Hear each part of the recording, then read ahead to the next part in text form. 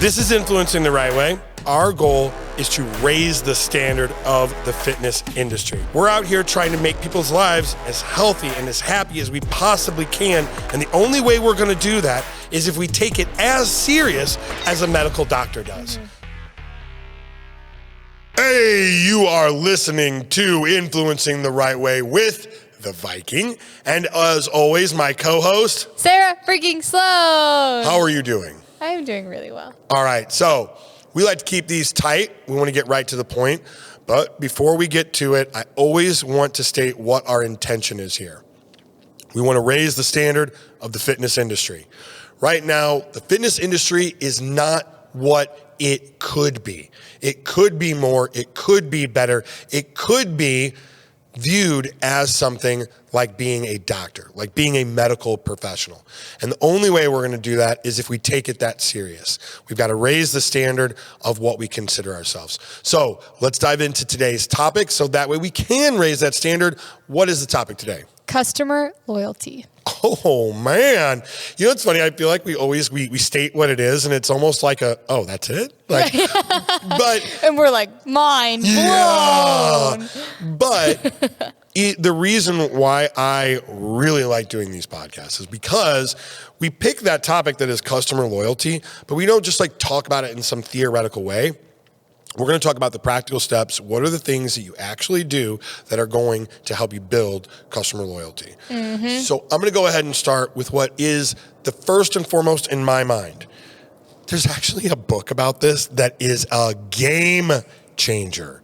It is called Customer Satisfaction is Worthless. Customer Loyalty is Priceless. Mm-hmm. Let's hear about it. So it gives a lot of different analogies in different industries about what they did to be able to create customer loyalty. But if I had to surmise it all down, is that if you think about what is like the standard for that industry, that is just customer satisfaction. Mm-hmm. So let's say you're on a cute date, you had dinner somewhere, now you and the lady, we're going to go get some ice cream. It's a nice night out. This will be fun. So you go pull up to an Andy's frozen yogurt, to a blah, blah, blah, whatever your local ice cream place is. And you go there, you get ice cream, and it tastes amazing. The customer service is great. They smile. They like get you exactly what you want. They get you a couple extra sprinkles on it. That is all fantastic, but that still is customer satisfaction. I went there. I got what I wanted. I had a great, time doing it. Customer loyalty comes from going above and beyond what that industry standard is to create a raving fan. A loyalist is a raving fan. Somebody who leaves and goes, holy shit. And they've got to get on their social media and tell everybody about it. They go tell their mom, girl, you got to try this thing. They tell their best friend. So imagine the same ice cream place, right? But instead, it's served on a big platter of 9 different types of ice cream, and they give you a little menu that is also edible and tells you in what order to eat the ice cream. And then underneath each thing is a question that you ask your partner, so that way you can have an intimate, close date night where you're asking each other cute little questions. Yeah. And the business knows to do this because they know that 90% of their customers are couples going on a date to go get ice cream. Yes. So they have this fun little unique different thing that really has nothing to do with ice cream. And it's their way of creating loyalty because they're going above and beyond what other ice cream places are doing. They're still sticking to the same they're still just selling ice cream, but they're creating loyalists because they have their core customer type of those date night couples coming out, and they're creating loyalists behind them. They're never going to get ice cream anywhere else. Not like that. Yeah. And also, and think really deep about it, it wasn't the ice cream that changed. I know I just stated that, but what they knew, like what you said, they knew their customer and they knew the reason why we were eating the ice cream. Right? So think about like the customers that come in to see you in the fitness industry. They say, and we've talked about this before, the dream outcome. So there's another podcast, go watch it. They may say, I'm coming in because I need to lose 20 pounds. But what they're really coming in for, another level deeper than that, is I don't feel confident with the body I have today, and I want to be able to speak in front of a room of people in the clothes that I'm wearing and feel like a superhero.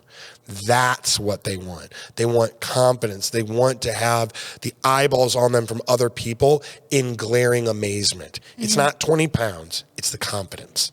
Let's go into number 2 then. Yep. This would be why it would be important for you as someone in the fitness industry to do something like this. Yep. You think about it, there are a million people selling a workout program right now. It is a very saturated industry. Yeah. Now, what's going to get you to make sure that the client that you do have stays with you and is a loyalist? It's not just creating them a program that anyone else could create. I get it. Yours is great. It's going above and beyond of doing those little things that they know, is going to make a huge difference of them coming back or not. And it's not going to be what we call bells and whistles.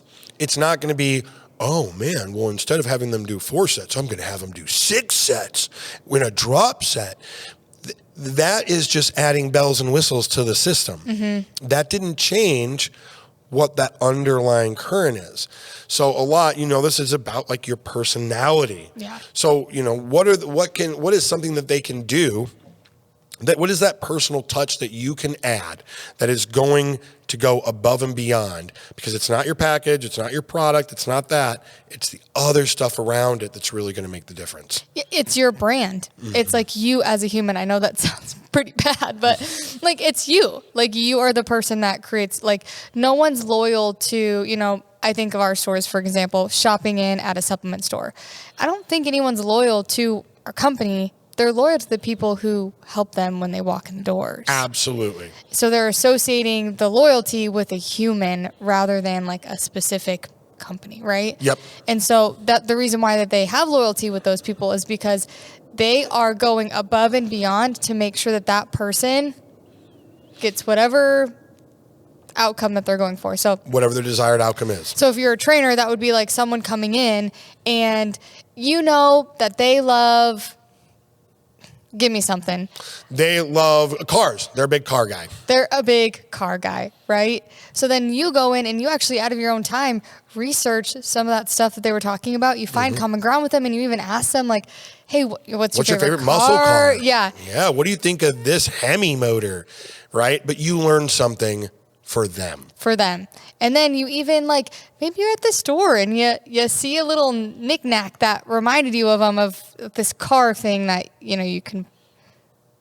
You're walking by, there's a rack of magazines, and you see the car on the front of the magazine, exactly the one that they said that they love. Buy the magazine and give it to them. It was $3, and now they love you for thinking of them in their off time. Yeah, and so that's not like a bell and whistle that you change a program with. That's you going above and beyond of creating a loyalist based off of just you creating that personal connection with them. Absolutely. So let's get real tactical. Here's one that I like to talk about and I think gives an exact idea of what that over-the-top thing is. You're a personal trainer. You've got people set up on a monthly program, right? So it means they pay for a month for all of the workouts that they've got to do that month. Well, then all of a sudden, week 3 comes around and they have a death in the family. It's an uncle. They've got to fly back home and they got to go see their family. Customer satisfaction is not making them pay for that week. They can't go to the workouts. Yes, did they prepay for it? Of course. The right thing to do is to give them their money back for that week that they weren't able to make it for something that was out of their control. And that's you doing the right thing, and that's great. We'll give applause. Fantastic. But that's customer satisfaction. Customer loyalty is when they get back, knowing what their favorite restaurant is and giving them a gift card to that restaurant. Or if you really want to go at it, taking them out to the restaurant yourself and asking them how they're doing. That's customer loyalty. That right there, you do one time, they will never, ever go to another trainer because it doesn't have to do with the workout. Now you're a friend. You're someone that they trust. You're someone that they want to be in close contact with because they know you care. And you don't care what somebody knows until you know how much they care. And the best part of it all is you get to help someone out when they have a death in the family. Yeah, it's the right thing to do. Yeah. The common theme of everything we talk about here is like pick the harder thing that's the right thing. So that's our 3 topics. We want to keep these short, we want to keep them concise, and we want you to know exactly what you can take away.